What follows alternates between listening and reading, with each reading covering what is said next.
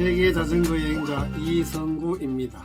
아래 자막 버튼을 누르시면 한국어, 영어, 스페인어 자막이 있습니다. 제가 직접 만들어 올린 것이니 잘 사용하시기를 바랍니다. 오늘은 제가 자전거 여행을 할 때 사람들이 가장 많이 질문하는 것 중에 제가 조금 부정하는 것이 있습니다. 저는 자전거 여행을 할 때 초반에는 자전거에 속도계를 달고 하루 누적 거리, 평균 속도 등등 이런 것들을 계산하면서 다녔습니다. 그러나 지금은 자전거 속도계를 가지고 다니기는 합니다. 물론 이따금 필요할 때가 있었어요. 근데 원래 제가 스페인, 모로코, 포르투갈을 자전거로 여행하는 동안 속도계를 가지고 다녔지만 사용해 본 적은 단 한 번도 없습니다. 대부분 사람들은 자전거 여행을 하는 저를 보고 질문할 때에 거의 이런 내용을 많이 묻습니다. 하루에 몇 킬로 달리니? 평균 속도는 얼마니? 지금까지 달린 자전거 길은 몇 킬로였니? 최고 속도는 얼마까지 내봤니? 뭐 이런 등등을 많이 묻고, 극단적으로는 이 자전거는 얼마짜리니? 라는 것을 묻는 사람도 있었습니다. 제가 바라는 질문은 뭐가 재밌니? 어떤 것이 흥미롭니? 자전거 여행을 하면 얼마나 행복하니? 자전거 여행의 매력은 뭐니? 외롭지는 않니? 뭐 이런 등등의 질문이 더 좋은 질문이 아닐까요? 제 주변에 자전거를 열심히 타는 매니아들 중에는 평속을 굉장히 중요시 여기는 사람들이 있습니다.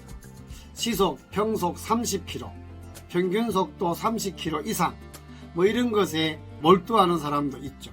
뭐 물론 개인적인 취향이니까 그걸 나쁘다 좋다라고 말하고 싶은 얘기는 아닙니다. 자신의 건강을 위해서 좀 더 힘을 많이 내고 아주 높은 속도로 또는 먼 거리를 달리는 것을 좋아할 수도 있죠. 근데 간혹 유튜브를 보면은 하루에 300km 달렸다는 그런 거짓말을 하는 사람이 있더라고요.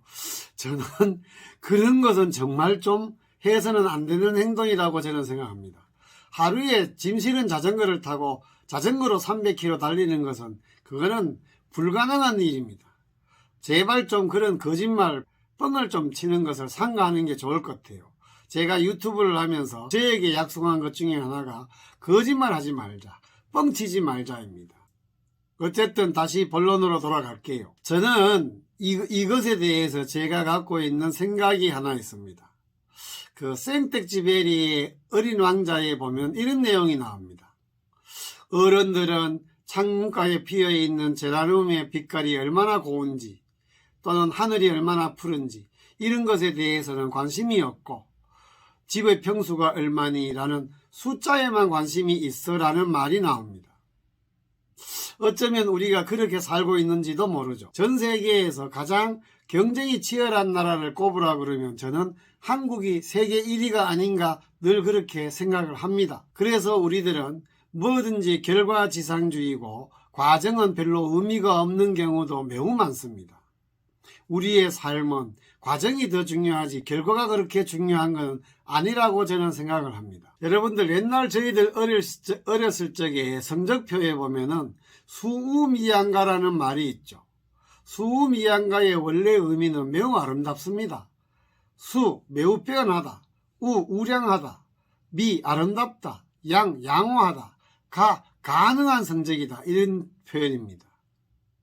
근데 이거를 수치화하면은 좀 상황이 달라지죠. 100점 만점에 100점과 20점, 10점은 정말 참 비참해지잖아요. 자, 여러분들, 우리가 인생을 살면서 주로 감동하고 행복해하는 것들은 과연 수량화와 관계가 있을까요? 나는 그를 사랑해. 나는 그를 매우 좋아해. 나는 그날 매우 행복했어. 사랑과 우정, 행복, 평화로움, 성실함, 공감을 느끼고 있어. 뭐 이런 등등의 말들이 과연 수량화가 가능할까요? 나는 너를 80 정도 사랑해. 이거는 불가능한 일이죠. 그런데 워낙 치열한 경쟁 속에서 살고 있는 우리들은 주로 수량화되어 있는 것들을 매우 따지기를 좋아합니다. 은행 잔고가 얼마나 있니? 집의 평수는 몇 평이니? 너 학교 성적은 몇 등이니? 이런 등등의 관심은 우리에게 스트레스를 주지 행복을 주는 요소는 결코 아니라고 생각합니다. 자, 이 원리는 결국은 양이 중요하냐 질이 중요하냐로 나누어질 수 있습니다. 저는 여행을 할 때 양적인 여행과 질적인 여행 중에 우리가 여행에 어느 정도 익숙하게 되고 난 뒤에는 양적인 여행보다 질적인 여행을 추구해야 된다고 저는 생각합니다. 너 몇 개국 가봤니? 제가 영상을 찍을 때 자주 48개국을 다녔다 하고 이야기를 하는데 실제로 다닌 나라의 숫자는 그렇지만은 그냥 표현하기 좋아서 그렇게 표현하지, 사실은 그 나라들 중에 질적으로 굉장히 깊게 여행한 나라는 한 20개 나라밖에 되지 않습니다. 예를 들어서 제가 말레이시아는 쿠알라룸푸르 지역 일부 구간만 다 자전거를 탔지 길게 여행을 하지 않았습니다. 그러나 태국은 무려 5개월 동안 태국의 구석구석을 자전거로 여행을 했습니다. 그러면 말레이시아를 가봤다 라는 것은 양적인 여행이죠. 그러나 질적인 여행은 달라지지 않습니까? 한국에서 여행 상품 중에 14박 15일 동안 유럽 5개국을 다녀왔어. 이건 정말 질적인 여행이 아닌 양적인 여행의 극단이라고 저는 생각합니다. 제가 필리핀 오지 여행을 갔을 때 한이라는 프랑스인을 하나 동행하게 되었습니다. 그런데 사가다라는 지역에 도착하고 그 사가다에 있는 여러 곳을 함께 하루 여행을 했습니다. 그리고 다음날 아침 나는 다른 지역으로 갈 것을 예상을 하고 아침에 한을 기다리는데 한이 잠옷바람으로 숙소에서 나오더라고요.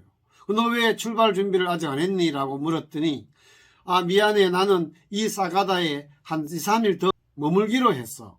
어제 관광 안내소에 가서 여행에 대한 모든 정보를 다 파악했고 웬만한 건 다 보지 않았니? 라고 말했더니 아니야, 그 무니시팔에서 소개하는 그 여행지 말고도 다른 것이 더 있을 것 같아서 흥미로움을 느꼈기 때문에 한 2, 3일 더 머물다 갈래? 라고 하더라고요. 그리고 제가 폴리티 비치에 갔을 때 내려가는 그 길에 어떤 그 청춘 남녀가 벤치에 드러누워서 자고 있더라고요. 한국인의 습관대로 폴리티 비치를 아주 빠른 속도로 걸어 다니면서 풍경을 감상하고 올라가고 있는데 그 커플은 여전히 거기에서 잠을 자고 있더라고요.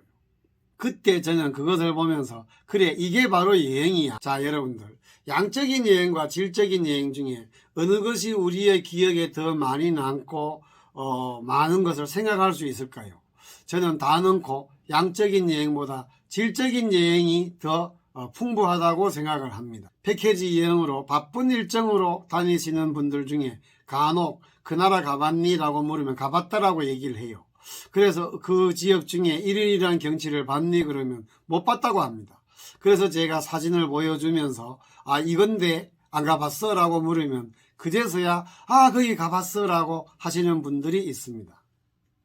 이렇게 양적인 여행을 많이 하신 분들은 그 여행지에서의 느끼는 그런 감동이나 이런 것들이 기억조차 나지 않는 경우도 많이 있습니다. 그래서 저는 우리가 수량화로부터 점점 멀어지고 수량이 아닌 질적인 것으로 다가서는 게 우리의 삶을 더욱더 풍부하게 한다고 저는 생각하고 있습니다.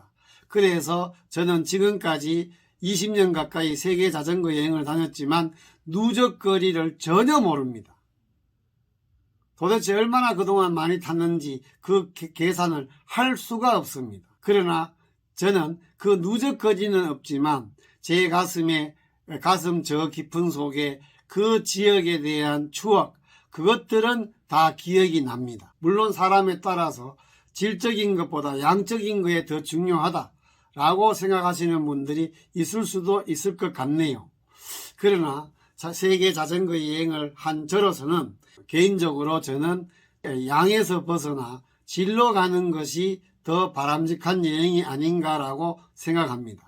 저는 하루에 몇 킬로 달린지도 잘 모르고 얼마나 그동안 달렸는지도 잘 모르고 그래서 제 자전거에는 속도계가 없습니다.